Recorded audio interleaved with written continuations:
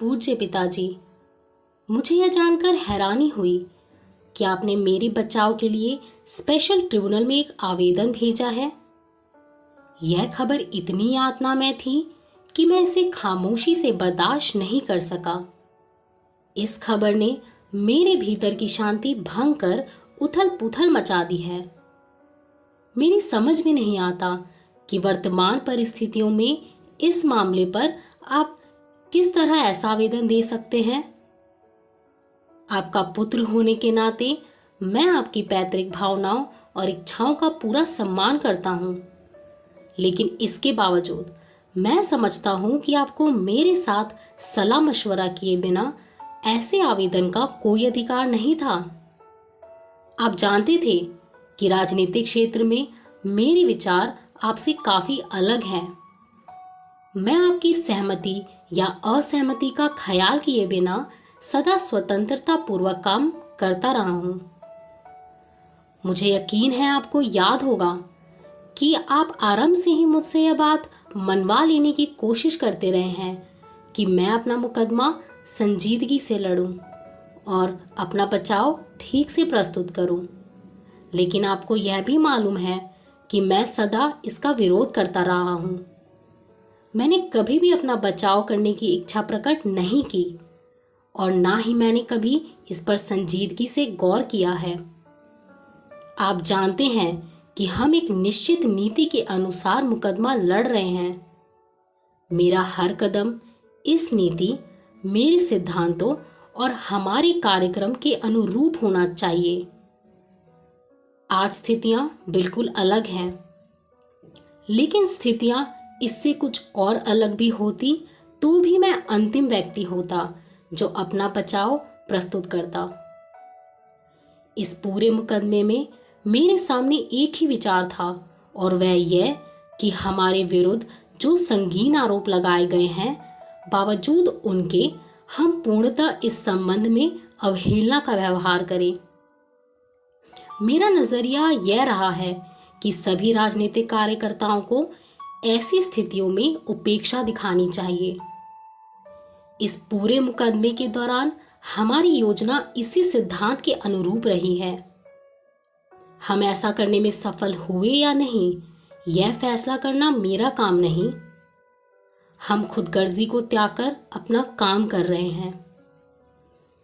Viceroy ने Lahore case ordinance जारी करते हुए इसके साथ जो वक्तव्य दिया था, उसमें उन्होंने कहा था कि इस साजिश के मुजरिम शांति व्यवस्था को समाप्त करने के प्रयास कर रहे हैं।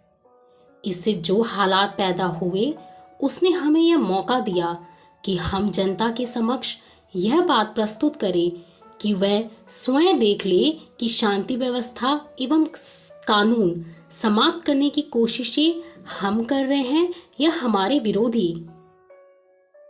इस बात पर मतभेद हो सकते हैं। शायद आप भी उनमें से एक हों जो इस बात पर मतभेद रखते हैं, लेकिन इसका मतलब यह नहीं कि आप मुझसे सलाह किए बिना मेरी ओर से ऐसे कदम उठाएं। मेरी जिंदगी इतनी कीमती नहीं जितनी आप सोचते हैं। कम से कम मेरे लिए तो इस जीवन की इतनी कीमत नहीं कि इसे सिद्धांतों को कुर्बान करके बचाया जाए। मेरे अलावा मेरे और साथी भी हैं जिनके मुकदमे इतने संगीन हैं जितना कि मेरा मुकदमा। हमने एक संयुक्त योजना अपनाई है और इस योजना पर हम अंतिम समय तक डटे रहेंगे। हमें इस बात की कोई परवाह नहीं कि हमें व्यक्तिगत रूप से इस बात के लिए कितना मूल्य चुकाना पड़ेगा। पिताजी, मैं बहुत दुख का अनुभव कर रहा हूं। मुझे भय है आप पर दोषारोपण करते हुए या इससे बढ़कर आपके इस काम की निंदा करते हुए मैं कभी सभ्यता की सीमाएं न लांघ जाऊं और मेरे शब्द ज्यादा सख्त ना हो जाए। लेकिन मैं स्पष्ट शब्दों में अपनी बात अवश्य कहूंगा। यदि कोई अन्य व्यक्ति मुझसे ऐसा व्यवहार करता तो मैं इसे गद्दारी से कम ना मानता। लेकिन आपके संदर्भ में मैं इतना ही कहूंगा कि यह एक कमजोरी है। निचले स्तर की कमजोरी। यह एक ऐसा समय था जब हम सबका इम्तिहान हो रहा था। मैं यह कहना चाहता हूं कि आप इस इम्तिहान में नाकाम रहे हैं। मैं जानता हूं आप भी इतने ही देश प्रेमी हैं जितना कि कोई और व्यक्ति हो सकता है। मैं जानता हूं कि आपने अपनी पूरी जिंदगी भारत की आज़ादी के लिए लगा दी है, लेकिन इस अहम मोड़ पर आपने ऐसी कमजोरी दिखाई, यह बात मैं समझ नहीं सकता। अंत में मैं आपसे, आपके मित्रों एवं पूरे मुकदमे में दिलचस्पी लेने वालों से यह कहना चाहता हूं कि मैं आपके इस कदम को नापसंद करता हूं। मैं आज भी अदालत में अपना कोई बचाव प्रस्तुत करने के पक्ष में नहीं हूं। अगर अदालत हमारे कुछ साथियों की ओर से स्पष्टीकरण आदि के लिए प्रस्तुत किए गए आवेदन को मंजूर कर लेती तो भी मैं कोई स्पष्टीकरण प्रस्तुत ना करता।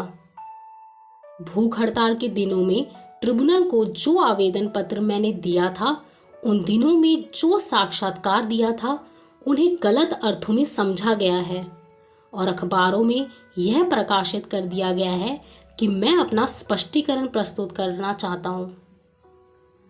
हालांकि मैं सदा स्पष्टीकरण प्रस्तुत करने के विरोध में रहा।